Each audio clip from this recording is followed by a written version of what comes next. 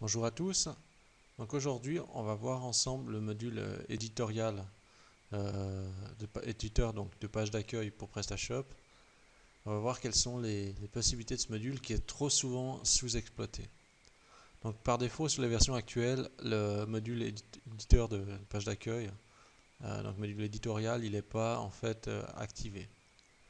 Donc ce module, il se trouve donc dans l'onglet module comme d'habitude. On va rechercher.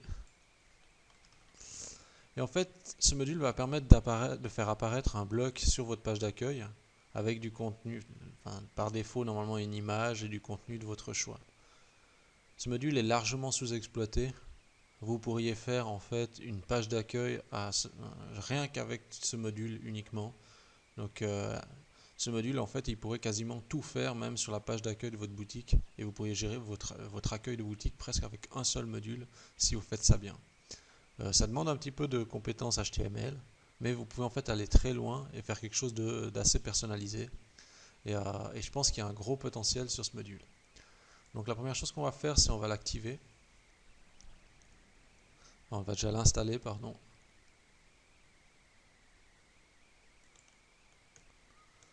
Je vais recharger ma page d'accueil. Et on a un élément ici qui apparaît en bas, un bloc. Le premier problème qu'il y a, c'est que ce bloc il est greffé sur Home Content par défaut. Et ça serait bien qu'il puisse arriver en tête, ça veut dire quasiment en dessous du menu. Pour cela, on va aller dans l'onglet Position qui se trouve dans le module. Et on va rechercher Home, Display Home. Vous avez une rubrique qui s'appelle Display Home. Et là, en fait, on va dégreffer le module de Display Home. On va maintenant greffer en fait le module sur un autre point d'accroche.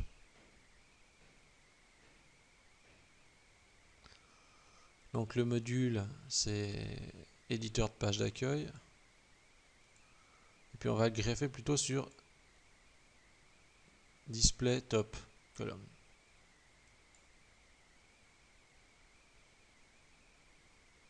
Là, il est greffé. Je recharge ma page. Et vous voyez, il vient en fait en dessous du slider, ce qui est plutôt intéressant. Je vais juste rechercher où il se trouve maintenant. Donc je vais le faire passer directement ce module avant tous les autres, même avant le diaporama. Parce que comme vous le savez, j'ai déjà recommandé plusieurs fois de ne pas utiliser le diaporama, plutôt utiliser une image fixe pour des raisons de performance et aussi parce que le consommateur il regarde surtout la première image, il ne regarde pas vraiment le reste. Voilà. Donc là, on a un contenu libre qui arrive directement en tête de notre page. Vu comme ça, c'est vrai que c'est peut-être pas trop esthétique, mais ça va se travailler. Donc, dans la configuration du module, donc le module éditeur de page d'accueil, donc module éditorial, vous pouvez ajouter une image. Ici, j'ai fait un fichier PSD que je vais vous transmettre, donc avec mon image, dans une taille assez grande. Voilà. Ce que je vais faire, c'est que je vais aller ajouter mon image.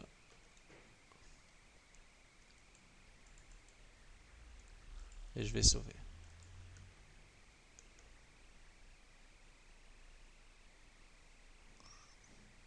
Voilà, on a déjà quelque chose d'un peu plus sympa. Mais bien sûr, on peut toujours améliorer et travailler cette présentation. Donc maintenant, ce qu'on va faire, c'est on va voir encore pour aller plus loin, parce que là, on a déjà une image de bonne taille, etc. Puis vous voyez, ça marche en plus sur regardez même sur la tablette, etc. ou sur le mobile. Vous voyez, on a quelque chose d'intéressant. Maintenant, je vais vous montrer par exemple une astuce. Sur le site bootsnip.com, vous avez en fait par exemple des codes pour des codes qui utilisent Bootstrap, c'est-à-dire la librairie qui est un principe intégré dans le thème PrestaShop. Donc vous avez des bootcodes pour obtenir des apparences ou faire apparaître en fait du contenu d'une manière bien particulière. Là, j'ai pris un exemple pas trop compliqué Par exemple, ici on a des onglets avec du contenu. Puis par exemple, je trouve que ça c'est intéressant. Je dis ah oui, ça j'aimerais bien avoir sur ma page d'accueil un bloc avec différents sous-onglets comme ça, pour plutôt que justement d'avoir un texte tout simple. Alors ici, j'ai déjà fait un petit exemple. Bon, je vous montre juste quand même le principe. Donc en fait, vous allez sur Bootnip pour regarder quelque chose qui vous intéresse. Vous dites ah ça m'intéresse. Il vous montre le code HTML qu'il faut mettre et le code CSS qu'il faut aussi mettre. En gros, le but c'est de copier tout ça dans le module. Là, moi j'ai quand même juste fait un fichier qui regroupe le contenu, que je vous le donnerai. Mais en fait, j'ai juste cumulé les deux codes, voilà, que l'application m'a donné. Donc maintenant, je vais ici. Donc je vais, vous voyez, dans le texte d'introduction, je vais dans le code source, je copie tout ça. Je ne me préoccupe pas de la partie apparence parce que dans le back-office ça ne va pas fonctionner. Et je recharge la partie publique. Et voilà, on a une gestion de sous-onglets. On a quelque chose en fait tout d'un coup bien plus élaboré que ce que propose en fait le module par défaut. Finalement, très simplement. Donc juste pour info, j'aurais juste à copier ça et puis aussi ça à l'intérieur. Là j'ai juste fait une petite adaptation, peut-être parce que vous voyez ici normalement c'est censé prendre la moitié de l'écran et puis c'est mis à 6. Moi j'ai juste mis à 12 dans mon code. C'est juste ça que j'ai changé, c'est tout. Donc voilà, j'ai pris cet exemple, mais j'aurais pu en prendre d'autres. Peut-être que, bon ici, j'ai pas précisé, mais vous voyez, peut-être que c'est vrai qu'il y a des éléments qu'on n'a peut-être pas forcément envie d'avoir, comme le petit bout de texte ici, l'image de la légende. Là, pour ça, il faudra rajouter en fait une petite règle dans le CSS. Si jamais, vous voyez ici par exemple, on voit que c'est dans le fichier éditorial CSS ligne 20, vous rajoutez juste un petit display none, donc dans le fichier CSS, et c'est bon. Donc là, peut-être quelques petites retouches CSS à faire, mais vraiment pas grand chose. Donc ça a ajouté directement, vous voyez, c'est écrit le nom du fichier, module éditorial, css editorial.css. Ça c'est plutôt bien. Maintenant, je vais vous montrer encore, je vous ai déjà montré hein, donc, dans d'autres tutoriaux vidéo avec layout it, mais je vous le remontre à nouveau parce que on peut vraiment faire des choses bien et simplement. Vous faites Start Now. Voilà. Et on va tout supprimer. Et là, on va créer une grille. Donc, je fais quelque chose de simple. Je dis, j'aimerais bien 3 colonnes pour commencer. Qu'est-ce que je vais mettre là-dedans? Allez, un titre, un paragraphe,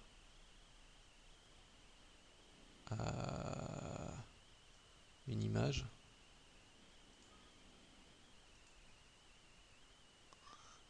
Je vais mettre qu'est-ce que je peux mettre?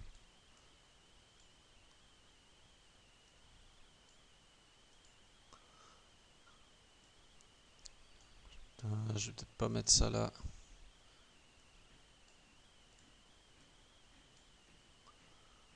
Peut-être que je vais faire un petit peu simple, pas trop complexifié.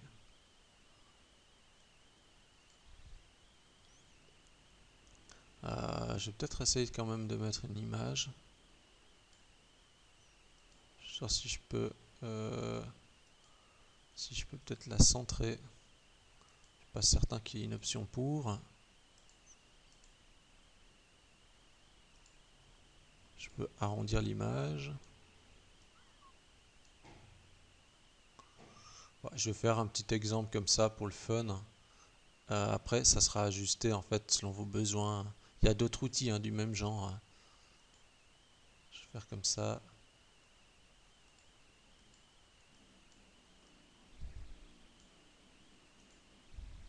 Voilà. Une fois que je suis content de ce que j'ai fait, eh bien je vais cliquer sur Download. Je vais continuer sans être logué. Je prends tout le code. Et je pourrais l'ajouter à la fin. En principe, j'évite de mettre multiples codes différents dedans. Je vais peut-être mettre que ce code là pour tester. Je vais essayer d'éviter de mixer deux codes, après ça risque de faire un petit peu beaucoup.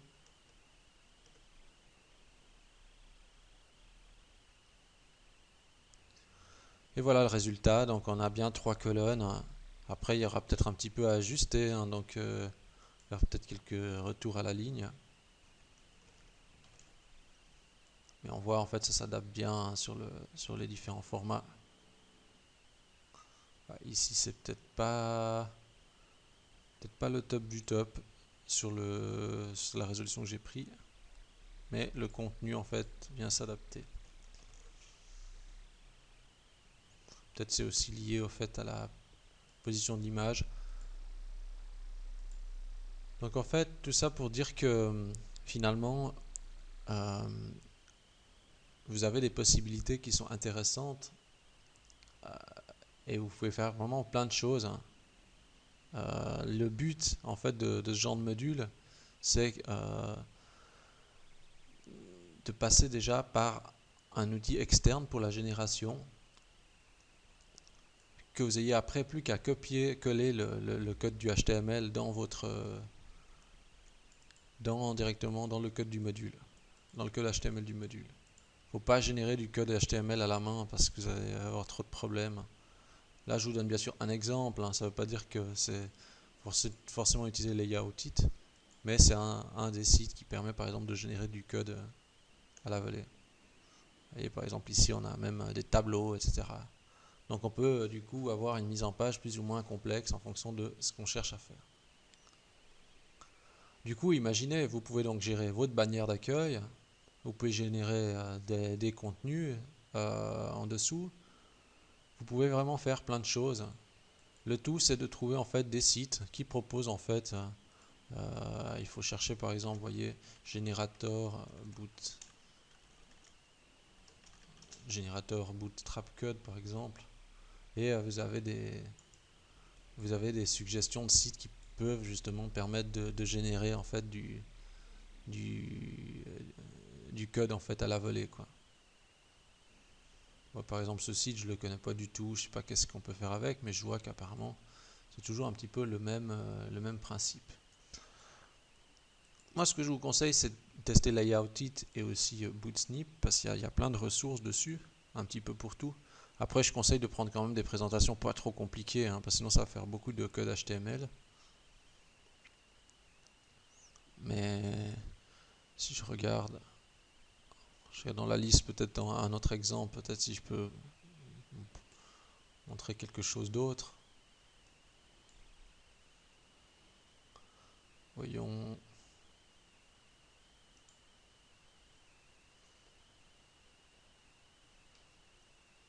Un peu de temps à charger.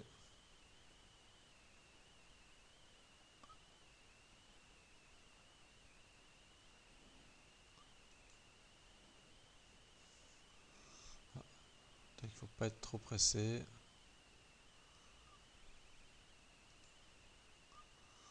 Je vais revenir en arrière, je sais pas ce qu'il y a, c'est un problème de chargement. Qu'est-ce que je pourrais prendre?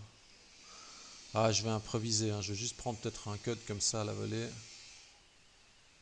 Je suis désolé, il y a un petit peu de bruit en même temps parce qu'il y a des travaux juste à côté.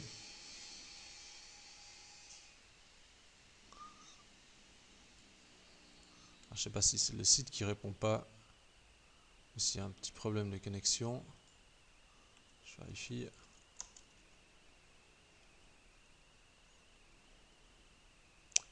Bon, apparemment là, je pense qu'on va peut-être s'arrêter là si ça ne veut pas faire le chargement.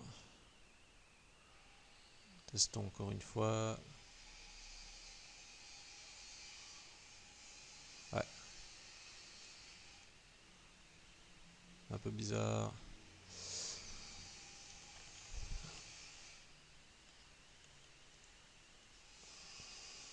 Je vais juste faire une petite déconnexion.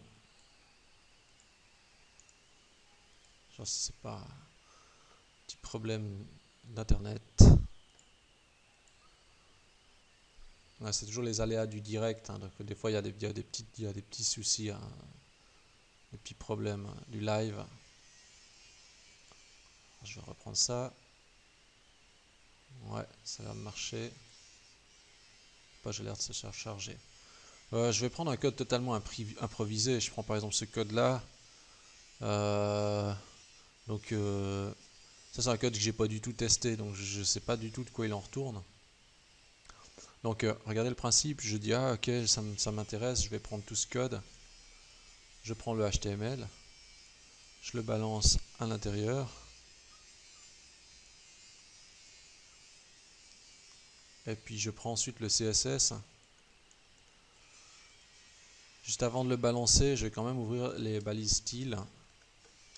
Comme c'est du code CSS, il faut quand même juste mettre ces balises. J'essaye. Est-ce que ça fonctionne? Est-ce qu'il va se passer quelque chose? Bon, pas super hein, l'exemple. Hein. Comme quoi, il faut vraiment tester. C'est pour ça que je conseille surtout de prendre en fait des exemples assez basiques qui fonctionnent avec peu d'éléments externes. Vous voyez, ça c'est par exemple une mise en page un petit peu complexe, etc. On le voit. Donc prenez des exemples simples comme le premier que je vous ai montré et vous aurez certainement beaucoup de chances que ça fonctionne au niveau de l'intégration. Et puis ça vous permettra de faire quelque chose d'un peu original sur votre page d'accueil. Donc le module éditorial, finalement il est assez basique. C'est vrai qu'il n'y a pas beaucoup de possibilités, mis à part de mettre une image et du HTML. Mais le gros du secret, c'est vraiment dans le code du HTML de générer un code compatible Bootstrap à la volée. Si vous le faites bien, vous pouvez très bien en fait désactiver quasiment tous les modules. Donc ça veut dire la partie slider, même la partie des produits, etc. Tous ces blocs-là, vous pouvez quasiment tout enlever, puis faire une page personnalisée grâce à ce module. Après, c'est vrai que ça dépendra en fait de vos compétences en HTML. Donc voilà, il n'y a plus qu'à vous y mettre et à faire un petit peu d'expérience dans ce module en intégrant votre propre code HTML. Je vous remercie d'avoir suivi cette vidéo et je vous dis à la semaine prochaine.